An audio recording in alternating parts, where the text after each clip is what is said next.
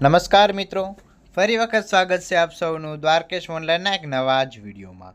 તો આજના વિડીયોમાં આજે આપણે વાત કરવાના છીએ BSNLમાં જે ભરતી બહાર પડી છે તેના વિશે. તો આજના વિડીયોમાં તમને તમામ માહિતી આપણે આપી દેવાની છે આ ભરતી વિશે, જેવી કે કુલ કેટલી જગ્યાઓ રહેવાની છે, કઈ પોસ્ટ માટે ભરતી છે, શું લાયકાત જોવાની છે, શું પગાર ધોરણ હશે, શું છેલ્લી તારીખ રાખવામાં આવેલી છે. આ તમામ માહિતીની ચર્ચા આજના વિડીયોમાં આપણે કરવાના છીએ, તો વિડીયો પૂરો જોજો. તથા તમે જો અમારી દ્વારકેશ ઓનલાઈનની ચેનલ ઉપર નવા જોડાણા હોય તો ચેનલને સબસ્ક્રાઈબ કરી દેજો, કારણ કે આપણે આવી જ નવી ભરતી અથવા તો નવી જે તે સરકારી યોજનાના વિડીયો જે છે આપના માટે લાવતા હોઈએ છીએ. તો આપનો વધારે સમય ન બગાડતા આજનો વિડીયો આપણે શરૂ કરીએ. વિડીયોમાં સૌપ્રથમ આપણે ભરતીની બેઝિક માહિતીમાં વાત કરી લઈએ તો સંગઠન ભારત સંચાર નિગમ લિમિટેડ એટલે કે BSNL રહેશે. નોકરીના પ્રકારની વાત કરીએ તો કેન્દ્ર સરકાર દ્વારા જે છે આ નોકરી જાહેરાત કરવામાં આવેલી છે.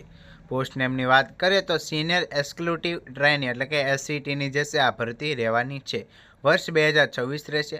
અરજી તારીખોમાં આપણે વાત કરી લઈએ તો 5 ફેબ્રુઆરી 2026થી 7 માર્ચ 2026 સુધી તમે એપ્લાય કરી શકો છો. પસંદગી પ્રક્રિયામાં વાત કરીએ તો ઓનલાઈન CBT પ્લસ દસ્તાવેજ ચકાસણી તમારે કરાવવી પડશે. અને વેબસાઇટની ચર્ચા આપણે વિડીયોમાં એન્ડમાં કરીશું કે એપ્લાય કેવી રીતે કરવું અને કઈ સાઇટ ઉપરથી. હવે આપણે વાત કરી લઈએ પોસ્ટ નેમ અને ખાલી જગ્યાની વિગતોમાં. તો BSNLમાં 2 સ્ટ્રીમ માટે જે છે ભરતી બહાર પડેલી છે, જેમાં પહેલું છે ટેલિકોમ ને ત્યાર પછી જે છે નાણાકીય. ટોટલ 120 જગ્યા ખાલી છે. તેમાં જનરલમાં ટેલિકોમમાં 40 ને નાણાકીયમાં 11 ટોટલ 51 છે. SC માટે 14 4 ટોટલ 18 છે. ST માટે 7 2 9 છે. OBC માટે 25 + 6 31 જગ્યા છે. ને EWS માટે 9 + 2 ટોટલ 11 જગ્યા છે. આમ જે છે ટેલિકોમમાં 95 અને તેની સામે નાણાકીય વિભાગમાં 25 જગ્યા ખાલી છે.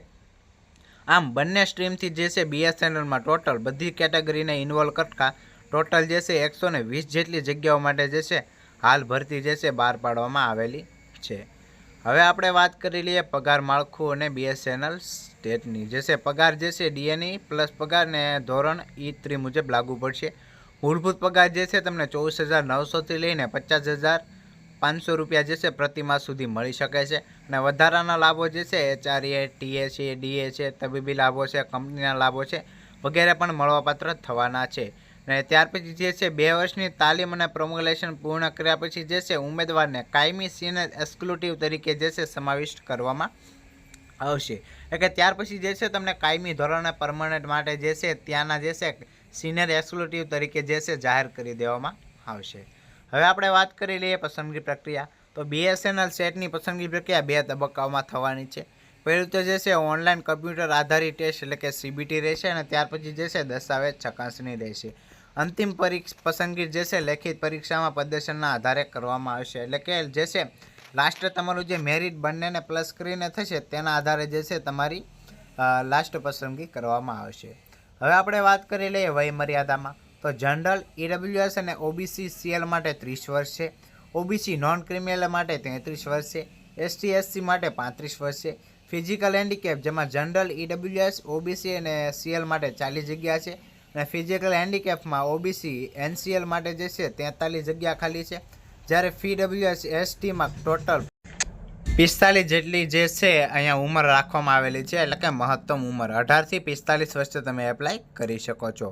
હવે આપણે વાત કરી લઈએ શૈક્ષણિક લાયકાત. તો ટેલિકોમ સ્ટ્રીમમાં જે છે ઓછામાં ઓછા 60% ગુણ સાથે સંપૂર્ણ જે છે BE અથવા BTech તમે પાસ કરેલું હોવું જોઈએ. એટલે કે જે છે તેમાં ઇલેક્ટ્રિકલ છે, ટેલિકોમ છે, electrical, computer science, IT, electrical, instrumental અથવા તો સંબંધિત શાખામાં તમે જે છે ગ્રેજ્યુએશનની ડિગ્રી કમ્પ્લીટ કરેલી હોવી જોઈએ. અને નાણાકીય વિભાગમાં આપણે પસંદ કરીએ તો ચાર્ટર્ડ એકાઉન્ટ એટલે કે C અથવા તો cost and management accountant CMA જે છે તમે કમ્પ્લીટ કરેલું હોવું જોઈએ. તો આ જે છે ટેલિકોમમાં ઉપરની 60% વાળી ને નીચે જે છે C અને CMAની જે છે એટલે કે નાણાકીયમાં તમે પાસ કરેલું હોવું જોઈએ. અરજી ફીમાં આપણે વાત કરી લઈએ તો જનરલ અને OBC માટે 1000 રૂપિયા ફી રાખવામાં આવેલી છે. જ્યારે ST SC અને ફિઝિકલ હેન્ડીકેપ લોકો માટે જે છે PWD માટે જે છે 500 રૂપિયા એટલે કે 50% રાખવામાં આવેલી છે. અને ફીની ચૂકવણી જે છે તમે online debit card, credit card, net banking અથવા UPI દ્વારા પણ જે છે તમે ઓનલાઈન કરી શકો છો ને ઓનલાઈન જ તમારે કરવાના રહેશે. હવે આપણે વાત કરી લઈએ પસંદગી પરીક્ષાની જે છે પરીક્ષા પેટર્ન વિશે. તો યોગ્યતા કસોટી 40 પ્રશ્નો 40 ગુણ રહેશે. મુખ્ય વિષયના 160 પ્રશ્નો સામે 160 માર્ક રહેવાના છે ને કુલ જે છે 200 પ્રશ્નો અને 200 જે છે ગુણ રહેવાના છે. પરીક્ષા મોડની વાત કરીએ તો ઓનલાઈન સીબીટી જે છે રહેશે. સમયગાળો જે છે 180 મિનિટ એટલે કે 3 કલાકનો તમને મળવાપત્ર થવાનો છે. જેને માર્કિંગ સ્કીમમાં વાત કરીએ તો જે છે સાચા કરેક્ટ આન્સરના 1 ગુણ મળશે. જ્યારે તમે જો ખોટો માર્ક કરો છો તો -0.25 એટલે કે 1/4નું જે છે નેગેટિવ માર્કિંગ પણ આ જેમાં છે ઇન્વોલ્વ કરવામાં આવેલું છે. હવે આપણે વાત કરી લઈએ જરૂરી દસ્તાવેજો. તો પાસપોર્ટ સાઇઝનો ફોટો અને સહી, શૈક્ષણિક પ્રમાણપત્રો અને માર્કશીટો. શ્રેણી પ્રમાણપત્ર એટલે કે જાતિનું પ્રમાણ જો તમને ઓબીસી એસટી એસસીમાં લાગુ પડતું હોય તો. ત્યાર પછી જે છે ઉંમરનો પુરાવો જેમાં જન્મ તારીખનું પ્રમાણપત્ર અથવા ધોરણ 10ની માર્કશીટ. સરનામામાં પુરાવો જેમાં આધાર કાર્ડ છે, વોટર આઈડી છે અથવા પાસપોર્ટ છે તે પણ લાગુ પડશે. અને લાસ્ટમાં જો તમે હેન્ડીકેપ હોય, ડિસેબિલિટી ધરાવતા હોય તો તેનું પ્રમાણપત્ર અથવા ઓબીસી હોય અને એનસીએલ ધરાવતા હોય નોન ક્રિમિનલ તો તમારે તેનું પ્રમાણપત્ર રજૂ કરવાનું રહેશે. હવે આપણે વાત કરી લઈએ મહત્વપૂર્ણ તારીખો. તો સૂચના જે છે 29 જાન્યુઆરીના રિલીઝ થઈ છે. ઓનલાઈન અરજી કરવાની તારીખ 5 ફેબ્રુઆરીથી લઈને 7 માર્ચ 2026 રાખવામાં આવેલી છે. એપ્લિકેશન જે છે 8 માર્ચથી જે છે 15 માર્ચ સુધી તમે જે છે સુધારો કરી શકો છો, કરેક્શન કરી શકો છો. ને એડમિટ કાર્ડ જે છે માર્ચના 2026ના ત્રીજા અથવા ચોથા અઠવાડિયામાં જે છે ઓપનિંગ થઈ શકે છે. લેખિત પરીક્ષાની તારીખની આપણે વાત કરી લઈએ તો 29 માર્ચ 2026 જે છે રાખવામાં આવેલું છે. અગર જે છે આ તારીખમાં થોડો ઘણો ફેરફાર પણ થઈ શકે છે. હાલ જે છે કામચલાઉ તારીખ તરીકે અથવા તો જે છે સંભવિત તારીખ અહીંયા આપણને આપવામાં આવેલી છે 29 માર્ચ. આમાં જે છે જોજો નજીક તો ન જ આવે પરંતુ દૂર પણ થઈ શકે છે. તારીખના સમયગાળામાં ફેરફાર થઈ શકે છે. હવે આપણે વાત કરી લઈએ કે આપણે એપ્લાય કેવી રીતે કરવું, ફોર્મ કેવી રીતે ભરવું.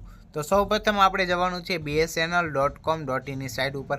હવે ત્યાં જઈને જે છે બીએસએનએલની એસસીટીની ભરતી 2026 તેની લિંક હોય ડાયરેક્ટ જ્યાં નોટિફિકેશનમાં ત્યાંથી ઓપન કરવાનું છે.